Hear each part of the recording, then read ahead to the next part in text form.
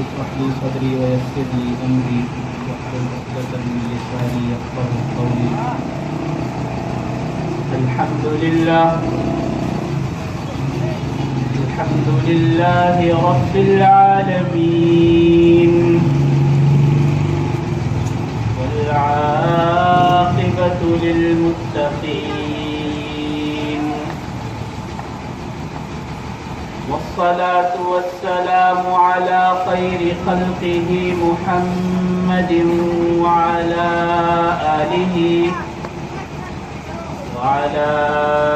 آله وأصحابه أجمعين. أما بعد فأعوذ بالله من الشيطان الرجيم. بسم الله الرحمن الرحيم. يا أيها الناس قد جاءتكم موعظة من ربكم وشفاء لما في الصدور وهدى ورحمة للمؤمنين. وقال الله تعالى في كلامه المجيد والفرقان الحميد: وننزل من القرآن ما هو شفاء ورحمة للمؤمنين. صدق الله العظيم. وقال النبي صلى الله عليه وسلم: من قام ليلة القدر إيمانا واحتسابا غفر له ما تقدم من ذنبه، أو كما قال عليه الصلاة والسلام. صدق رسوله النبي الكريم ونحن على ذلك من الشاهدين والشاكرين والحمد لله رب العالمين. معزز حاضرین اور سامعین گرامی قدر، السلام علیکم ورحمۃ اللہ وبرکاتہ. رب الجلال کا بے پناہ احسان و کرم ہے کہ اس نے ہمیں ہماری زندگی میں ایک مرتبہ پھر ایمان کے ساتھ اور صحت کے ساتھ اور سلامتی کے ساتھ ماہ مبارک ماہ رمضان جیسا عظیم الشان برکتوں والا، رحمتوں والا، مغفرتوں والا مہینہ ہمیں عطا فرمایا. یہ مہینہ اتنی برکت والا اور اتنی عظمت والا ہے کہ امام مجدد الفسانی رحمۃ اللہ علیہ نے فرمایا کہ اس مہینے میں اتنی کثرت سے رحمتوں کا نزول ہوتا ہے کہ عام دنوں میں رحمتوں کے نزول کو اس مہینے کی نزول رحمت سے ایسی نسبت ہے جیسے قطرے کو سمندر سے ہوتی ہے. عام دنوں میں جو رحمت کا نزول ہے وہ گویا ایک قطرے کے برابر ہے، اور اس مہینے میں رحمتوں کا نزول گویا سمندر کے برابر ہے.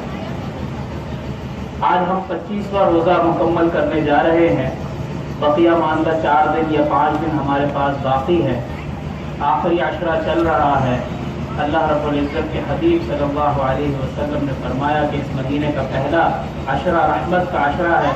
اولها رحمہ واوسطها مغفرہ وآخرها عتق من النار. کہ پہلا عشرہ رحمت کا عشرہ ہے، دوسرا عشرہ نار جہنم سے مغفرت کا، بخشش کا عشرہ ہے، اور تیسرا عشرہ نار جہنم سے نجات کا عشرہ ہے. اس آخری عشرے کا بھی آدھا حصہ ہم گزار رہے ہیں، گزرنے والا ہے، بس چند گھڑیاں باقی ہیں.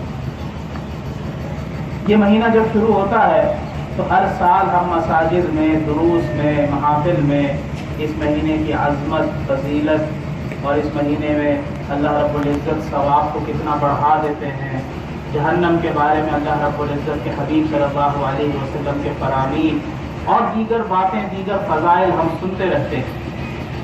اب اس مہینے کا آخر ہے. چند چیزیں ہیں جو میں آپ کے سامنے عرض کرنا چاہتا ہوں. وہ یہ ہے کہ میں نے آپ کے سامنے ابھی ابتدا میں قرآن کریم کی 2 آیات تلاوت کی ہیں. پہلی آیت میں اللہ رب العزت نے فرمایا کہ اے لوگوں، تمہارے پاس تمہارے رب کی طرف سے نصیحت آ گئی ہے، یعنی یہ قرآن کریم آ گیا ہے. وشفاء لما فی الصدور، جو کہ تمہارے دلوں کی شفا ہے. تمہارے دلوں میں جو خرابی پیدا ہو گئی ہے، جو تمہارے دلوں میں ٹیڑھا پن پیدا ہو گیا ہے، دین سے دوری، غفلت پیدا ہو گئی ہے، جو خرابی پیدا ہو گئی ہے، اس خرابی کو دور کرنے کے لیے یہ نصیحت، یہ کتاب، یہ آخری پیغام تم تک آ چکا ہے۔ وَهُدًى وَرَحْمَةٌ لِّلْمُؤْمِنِينَ، اور مومنوں کے لیے، ایمان والوں کے لیے ہدایت ہے اور اس رب کی طرف سے رحمت۔ اور دوسری آیت میں نے آپ حضرات کے سامنے تلاوت کی، وہ یہ ہے کہ وَنُنَزِّلُ مِنَ الْقُرْآنِ مَا هُوَ شِفَاءٌ وَرَحْمَةٌ لِّلْمُؤْمِنِينَ، اور ہم نے اس قرآن کو نازل کیا کہ جس میں کیا ہے؟ شفا ہی شفا ہے، ہر بیماری سے، ہر پریشانی سے چھٹکارے کا علاج اور نجات کا نسخہ موجود ہے۔ وَرَحْمَةٌ لِّلْمُؤْمِنِينَ، اور وہی بات کہ مومنوں کے لیے رحمت ہے، کتاب رحمت ہے، کتاب ہدایت۔ ہم اگر روزے کے بارے میں دیکھیں تو اللہ رب العزت نے روزے کے بارے میں فرمایا کہ فَمَنْ شَهِدَ مِنْكُمُ الشَّهْرَ فَلْيَصُمْ، جو شخص اس روزے کے مہینے کو پالے، رمضان کے مہینے کو پالے، وہ کیا کرے؟ اس مہینے میں روزہ رکھے۔ اور جو کوئی اگر بیمار ہے یا سفر اختیار کر لیا ہے، مسافر ہے، تو وہ کیا کرے؟ اس مہینے میں اس کو رخصت ہے، وہ بعد میں آسانی سے پورا کرے۔ اگر آسانی سے اب اس وقت پورا کر سکتا ہے تو بہت اچھی بات ہے، بہت فضیلت ہے۔ اگر پورا نہ کر سکے تو بعد میں پورا کرے۔ رسول اکرم صلی اللہ علیہ وسلم نے فرمایا کہ جو شخص رمضان کا مہینہ پائے اسے چاہیے کہ وہ اس میں روزہ رکھے۔ اب ہمارے یہاں کیا تصور پایا جاتا ہے روزے کے بارے میں؟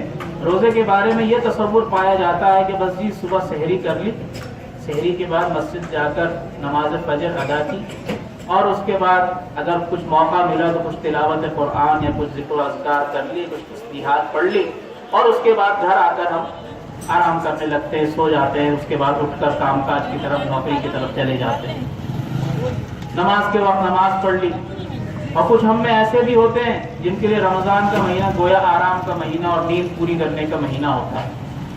فجر کی نماز کے بعد وہ لمبی تان کے سوتے ہیں کہ شام میں پھر عصر میں ہی جا کر اٹھتے ہیں، کہ گویا سارا دن بس جی سب سے بڑے روزے دار اپنے آپ کو ثابت کرتے ہیں کہ ہم ہی تو روزے دار تھے۔ اور بعض ایسے ہوتے ہیں کہ جو روزہ تو رکھتے ہیں اور روزہ رکھ کر مگر دوسروں پر احسان جتلاتے ہیں کہ جی ہم تو روزے سے ہیں، ہم نے تو روزہ رکھا۔ اور روزے کی حالت میں بھوک پیاس کی شدت سے مغلوب ہو کر بعض اوقات وہ لڑ بھی پڑتے ہیں، جھگڑ بھی پڑتے ہیں۔ آپ راستوں میں اگر نکلیں، ابھی اس وقت جب افطار کا وقت قریب ہے، آپ نے دیکھا ہوگا کہ لوگوں کے اندر بے صبری اور برداشت کا مادہ کس حد تک کم ہو چکا ہوتا ہے کہ ذرا سی ایک لمحے کی دیر کے لیے اور روڈ کے اوپر، سڑک کے اوپر تاخیر برداشت نہیں کر سکتے۔ کوئی اگر گاڑی والا غلطی سے ہارن بجا دے تو گویا اس کے سر پہ ہتھوڑے کی طرح جا کر لگتا ہے۔ کوئی آگے والا گاڑی والا ذرا سی بریک لگا دے تو گویا کہ قیامت آ گئی۔ اور اگر کوئی اسے کوئی بات کہہ دے تو اس کا بس چلے تو اس کو وہیں پھاڑ کے کچا چبا جائے۔ اگر چیر پھاڑ نہ کر سکے تو کم از کم اپنی زبان سے تو اس کی شان میں اضافہ کر ہی دے۔ رسول اکرم صلی اللہ علیہ وسلم نے فرمایا کہ جو شخص اس مہینے کو پائے وہ اس مہینے میں روزہ رکھے، فلا یسحت ولا یرفث، تو کیا کرے؟ دو کام کرے روزے کے ساتھ ساتھ۔ صرف روزہ رکھ کے بھوکا پیاسا رہنا کافی نہیں ہے، دو کام اور کرنے ہیں ساتھ۔ وہ کیا ہے کہ کسی شور و شر میں نہ پڑے، کسی فتنے میں نہ پڑے، ولا یرفث، اور کسی فسق و فجور میں، کسی لڑائی جھگڑے میں نہ پڑے۔ اور لڑائی جھگڑے کی سب سے ادنا صورت کیا ہے؟ اپنی زبان کا استعمال۔ اپنی زبان کا، اگر اپنی زبان کی حفاظت کرے گا تو اس کا روزہ محفوظ رہے گا۔ اسی حدیث میں آگے الفاظ ہے کہ اگر کوئی شخص تم سے لڑے، تم سے جھگڑا کرے تو اسے کہہ دو کہ انی امرؤ صائم، کہ بھائی میں تم سے لڑنا نہیں چاہتا، میں روزے دار ہوں، میں روزے سے ہوں، میرے نبی صلی اللہ علیہ وسلم نے مجھے منع کیا ہے کہ میں تم سے لڑوں جھگڑوں نہیں، ورنہ تو میں بھی تمہیں ترکی بترکی جواب دے سکتا ہوں، تم پتھر مار رہے ہو تو میں تمہیں پوری چٹان دے کے مار سکتا ہوں، مگر ابھی حالت ایسی ہے، کیفیت ایسی ہے کہ میں اپنے نبی صلی اللہ علیہ وسلم کی، اپنے محبوب صلی اللہ علیہ وسلم کی بات کا اتباع کر رہا ہوں، ان کی پیروی کر رہا ہوں۔ تو جو شخص ایسا کرے گا، علماء فرماتے ہیں کہ جو شخص تمام خیالات کے ساتھ اور تمام اپنے قوا کے ذریعے اور تمام اعضاء و جوارح کے ساتھ روزہ رکھے گا، اس کے لیے کیا فضیلت ہے؟ اس کے لیے فضیلت یہ ہے کہ اس کے لیے آسمانوں میں، ہواؤں میں پرندے پانی میں مچھلیاں اور بلوں میں چیونٹیاں اس کے لیے دعا کرتی ہیں، روزے دار کی دعائیں مغفرت کرتی ہیں.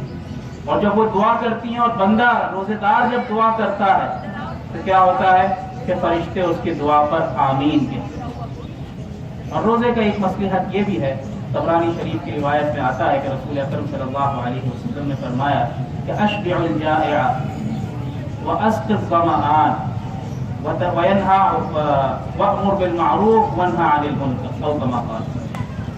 کہ روزے کی ایک مصلحت یہ ہے کہ بھوکے کو کھانا کھلاؤ، پیاسے کو پانی پلاؤ. اپنی بھوک کا اپنے پیٹ کا خیال تو ہر کوئی کرتا ہے، اپنی پیاس کا خیال تو ہر کوئی کر لیتا ہے.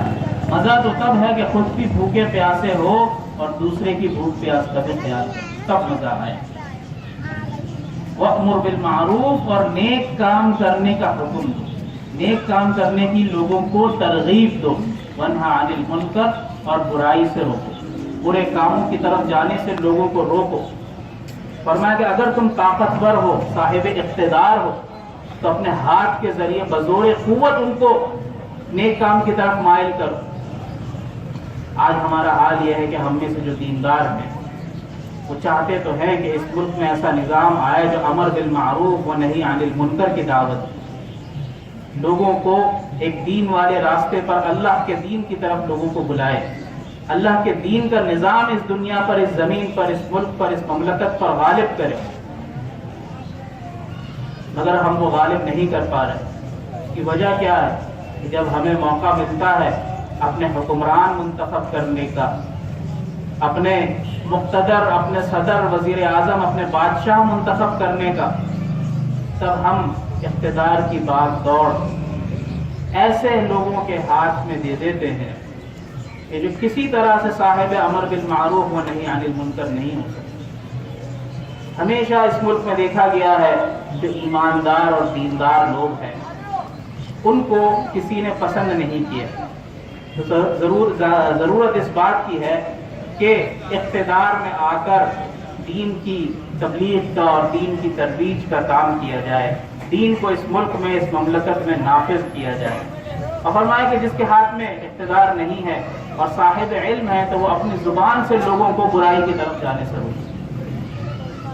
اور اگر صاحب علم بھی نہیں ہے، صاحب اقتدار بھی نہیں ہے، نہ قوت ہے اس کے پاس، نہ علم ہے اس کے پاس، تو کم از کم اتنا تو کرے کہ برائی کو، برے چیز کو برا تو جانے، اپنے دل میں برائی کو برائی تو خیال کرے. یہ تو نہ کرے کہ چلو یار یہ ایک آدمی کر رہا ہے نا، اس کو اس کے دیکھا دیکھے خود تو نہ مبتلا ہو اس میں. اگر اس کو روکنے کی طاقت نہیں رکھتا، اس کو ٹوکنے کی طاقت نہیں رکھتا، تو کم از کم اس کو برا جانے، اپنے آس پاس کے لوگوں کو اس کی طرف جانے سے روکے، خود بھی جانے سے روکے. اور جو نیک عمل ہو رہا ہے، نیک کام ہو رہا ہے، اس میں شرکت کرے، اس میں شریک ہو، اس میں کیا کرے، اس میں دوسروں کی طرح. ہوتا ہے نا کہ جی کوئی آدمی کوئی نیک کام کر رہا ہے تو چار لوگ کھڑے ہو گئے کہ بھائی یہ کیا کام کر رہے ہو، اس کو چار لوگ روکنے کے لیے آ جاتے ہیں. تو اس کی دیکھا دیکھی چلو میں بھی ان کے ساتھ جا کے شامل ہو جاتا ہوں. تو ضرورت اس چیز کی ہے کہ نیک عمل کرنے والے کے ساتھ نیک عمل کیا جائے، جو برا کام کر رہا ہے اس کو روکا جائے. اب روزے کے ساتھ ساتھ جو اس مہینے کا جو تیسرا عشرہ ہے، نار جہنم سے نجات کا عشرہ، اس عشرے کی اہمیت پورے رمضان کے مہینے میں سب سے زیادہ ہے. اس کی وجہ کیا ہے کہ اللہ رب العزت نے اس عشرے کی راتوں میں ایک رات ایسی ہے جو اتنی اہم، اتنی فضیلت والی اور اتنی مبارک رات ہے کہ اگر ایک بندہ مومن کو اپنی زندگی میں ایک رات بھی ایسی نصیب ہو گئی تو سمجھیے کہ اس کی زندگی کا بیڑا پار ہو گیا. پرانے زمانوں میں چند بزرگ، چند اللہ کے ولی جب آپس میں بیٹھا کرتے تھے، پھر بحث و مباحثہ کیا کرتے تھے، آپس میں گپ شپ لگایا کرتے تھے، تو باتوں باتوں میں اگر کسی بزرگ کا، کسی اللہ کے دوسرے ولی کا تذکرہ نکلتا تھا تو بزرگی کا معیار جانچا جاتا تھا کہ کون کتنا بڑا بزرگ ہے. اور بزرگی کا معیار کیا تھا کہ بھائی ان بزرگ کی زندگی میں کتنی مرتبہ رمضان کا مہینہ ہے. تو ان کی زندگی میں جتنی مرتبہ رمضان کا مہینہ گزرا ہوگا تو اس سے یہ اندازہ کرتے تھے کہ اتنی مرتبہ ان کو لیلۃ القدر نصیب ہوئی. اور لیلۃ القدر نصیب ہونا، لیلۃ القدر کیا ہے؟ قرآن میں اللہ تعالیٰ نے فرمایا لیلۃ القدر خیر من الف شہر، کہ لیلۃ القدر کی فضیلت کیا ہے؟ جو 1000 مہینے سے افضل ایک رات، یعنی 83 سال اور کچھ مہینے. آج ہمارے ہاں ملک پاکستان میں 80 سال عمر، بہت کم لوگ 80 سال کی عمر تک پہنچ پاتے ہیں، ورنہ جو اوسط عمر ہے 60 سال، 58 سال، 62 سال، 65 سال ایسے ہی. اور جو مردم شماری کراچی کی ہوئی ہے اس کے مطابق تو کراچی والوں کی اوسط عمر ہی کچھ 46 سال یا 45 سال بنتی ہے. تو ہم میں سے اگر کوئی 45-46 سال سے اوپر کی عمر کا ہے تو سمجھے کہ وہ کیا کہتے ہیں اپنا ایکسٹینشن لے کے زندہ ہے. اس کی ڈیٹ حکومت کے حساب سے ایکسپائر ہو چکی ہے، وہ ایکسٹینشن لے کر زندہ ہے. تو رمضان المبارک کی لیلۃ القدر کی رات اس عشرے میں موجود ہے، اور اس میں سے 3 راتیں ہم گزار چکے ہیں. اور یہ عشرہ جہنم سے نجات کا عشرہ ہے. اور جہنم کی ہولناکی کیا ہے، جہنم کس چیز کا نام ہے، میں آپ کے سامنے صرف 2 حدیثیں پیش کرتا ہوں. حضرت ابو ہریرہ رضی اللہ تعالیٰ عنہ سے روایت ہے کہ ایک مرتبہ ہم رسول اکرم صلی اللہ علیہ وسلم کے ساتھ بیٹھے ہوئے تھے کہ ہم نے کہیں سے دھماکے کی آواز سنی، زوردار قسم کا دھماکہ ہوا.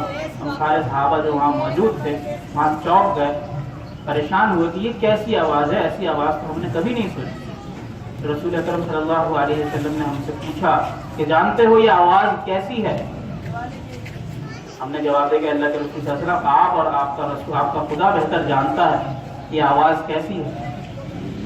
تو رسول اللہ صلی اللہ علیہ وسلم نے ارشاد فرمایا کہ جہنم میں آج سے 70 سال پہلے، جہنم کے اوپر کے حصے سے 70 سال پہلے ایک پتھر لڑکایا گیا تھا، ایک پتھر دھکیلا گیا تھا، بڑی چٹان دھکیلی گئی تھی جو آج جا کر جہنم کی تہ میں پہنچی ہے.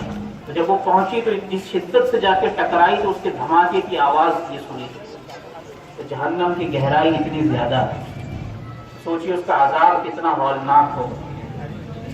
ایک اور حدیث میں آتا ہے کہ رسول اکرم صلی اللہ علیہ وسلم نے فرمایا کہ جہنم کی 70,000 وادیاں ہیں، ہر وادی میں 70,000 گھاٹیاں ہیں، اور ہر گھاٹی میں 70,000 سانپ اور 70,000 بچھو اللہ رب العزت نے چھوڑ رکھے ہیں، جن میں اللہ رب العزت منافقوں کو، مشرکوں کو، کفار کو اور گناہگاروں کو عذاب دے گا. ہمیں اس جہنم سے نجات کا پروانہ حاصل کرنا ہے. اور یہ حدیث آپ کے پیچھے بینر کے اوپر لکھی ہوئی حدیث کا ایک حصہ لکھا ہوا ہے. حضرت ابو ہریرہ رضی اللہ تعالیٰ عنہ فرماتے ہیں کہ ہم نے ایک مرتبہ دیکھا کہ رسول اکرم صلی اللہ علیہ وسلم منبر رسول صلی اللہ علیہ وسلم پر چڑھ رہے ہیں. پہلی سیڑھی پر قدم رکھا، فرمایا آمین. دوسری پر قدم رکھا، فرمایا آمین. تیسری سیڑھی پر قدم رکھا، فرمایا آمین. ہمیں بڑا تعجب ہوا کہ رسول اکرم صلی اللہ علیہ وسلم نے بڑا خلاف معمول یہ عمل فرمایا. ایسا تو کبھی نہیں ہوا کہ آمین کہا ہو یا کوئی دوسری بات کہی ہو رسول اکرم صلی اللہ علیہ وسلم نے.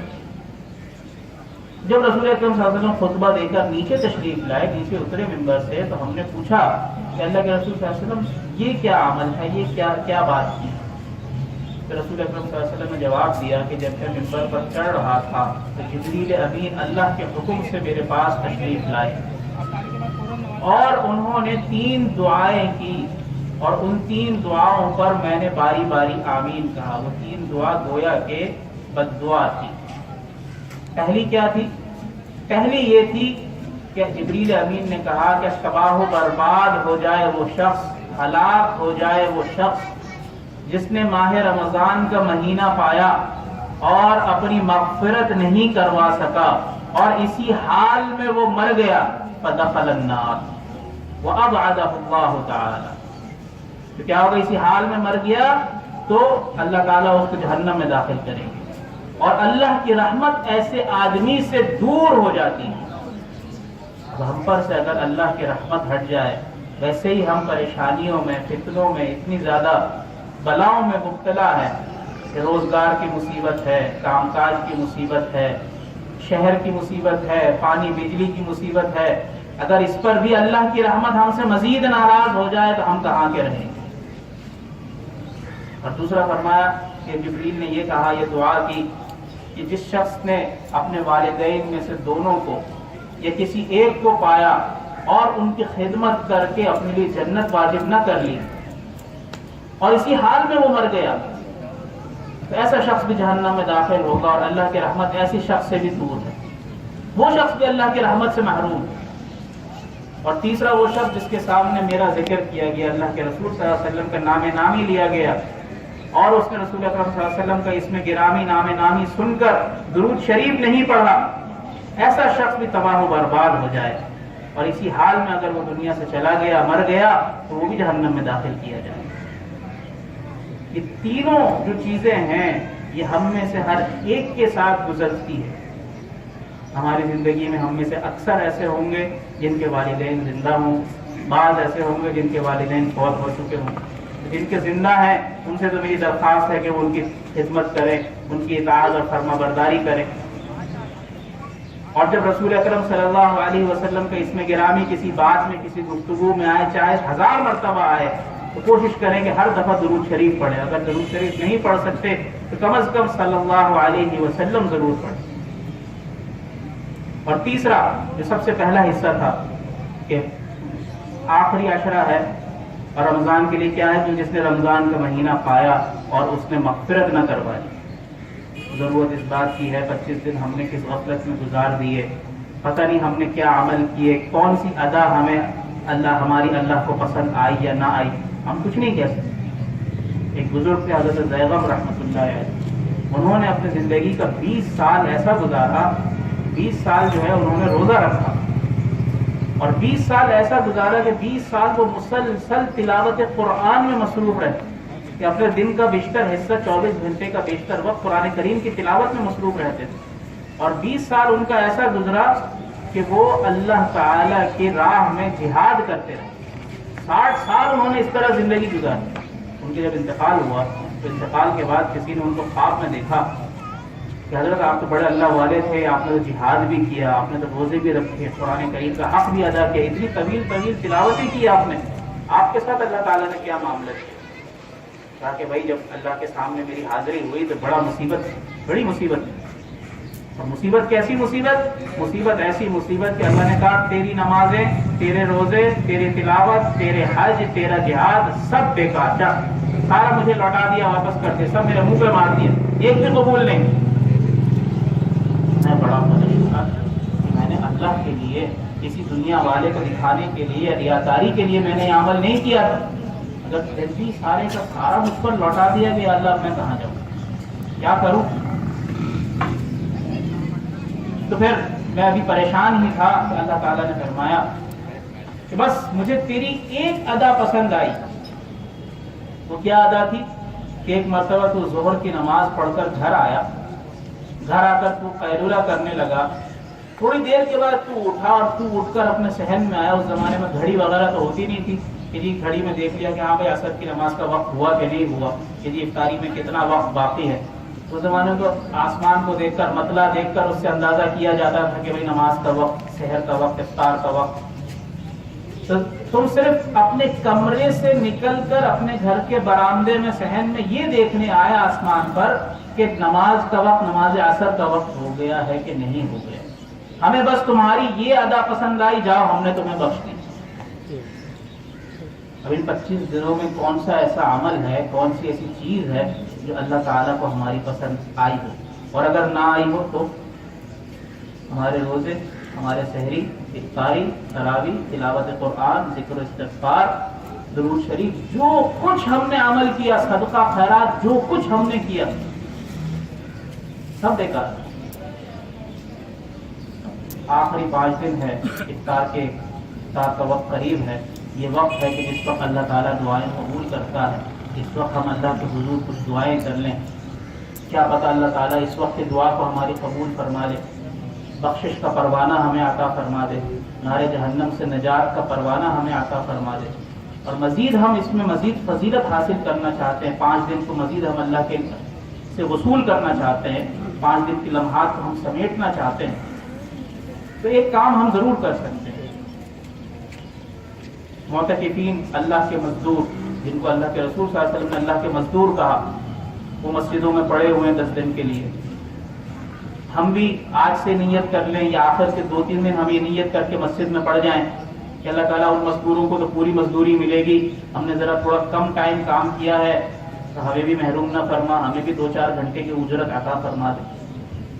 एहतिकाफ इतनी महबूब रसूल अकरम सल्लल्लाहु अलैहि वसल्लम की सुन्नत थी कि हर साल रसूल अकरम सल्लल्लाहु अलैहि वसल्लम ने इसका एहतमाम फरमाया, और ऐसा एहतमाम फरमाया कि एक साल किसी सफ़र की वजह से, किसी जिहाद की वजह से हुज़ूर सल्लल्लाहु अलैहि वसल्लम एहतिकाफ में बैठ नहीं सके, तो अगले साल रसूल अकरम सल्लल्लाहु अलैहि वसल्लम ने 20 दिन का एहतिकाफ फरमाया। ये इतनी प्यारी सुन्नत है।